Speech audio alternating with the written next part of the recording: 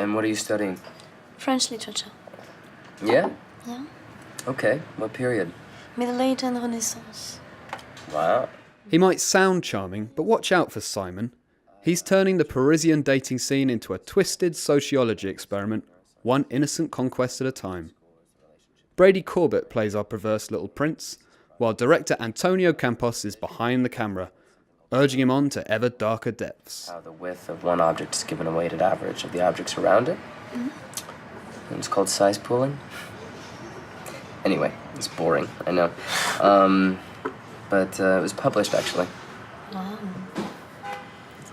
What are you doing in Paris? Honestly? Yeah. Absolutely nothing.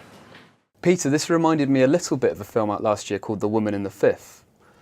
And yes. What is it about Paris that turns the American male quite so nasty? I know what you mean. The Woman in the Fifth wasn't as hardcore as this, No. actually. I mean, there are lots of things that this has been influenced by. I think the resemblance to The Woman in the Fifth is kind of accidental, to be honest with you. I really like this. I thought this was a really gripping contemporary noir with maybe a little bit of Mr. Ripley in this kind of open, rather damaged, vulnerable guy in Paris who seems to be getting out of his depth and more into a violent situation.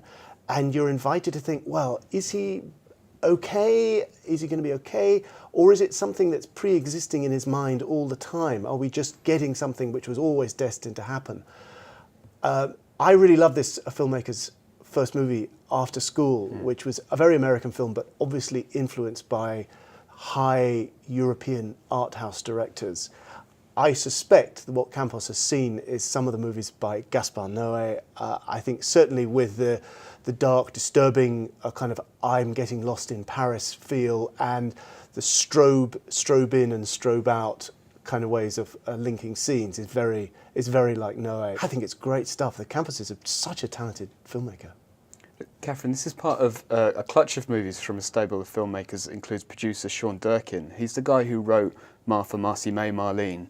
He was also involved in films like Two Gates of Sleep, which again was very small, starred Brady Corbet, but it was very similarly kind of weird and out there, like a modern Americana.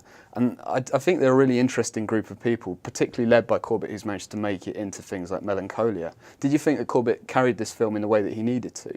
Yeah, absolutely. It's an absolutely brilliant performance. And the thing is that although it is sort of hardcore and hard to watch, it's also, as Peter says, incredibly sort of strangely easy to. It's the sort of mumblecore Noé. You know, it's really, it's kind of fun almost. What I always thought was great about it is that usually within the first few frames you can say, when you watch a film, you say, yeah, that's an American indie. Or you say, yeah, that's European art house.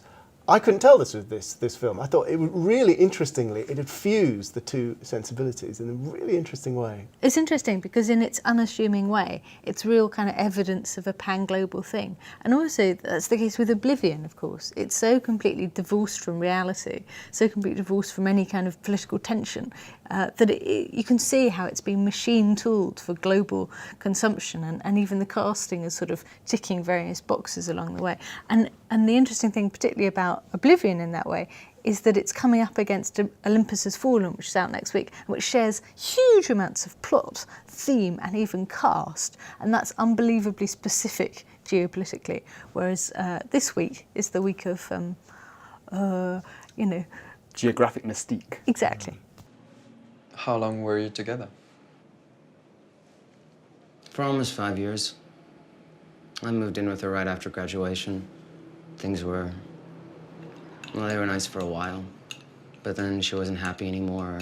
I wasn't making her happy. She didn't like what she was doing.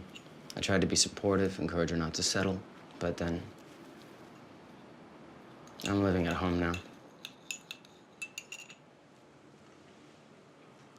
Excuse me, I'm not feeling so well. Still feeling jet lag.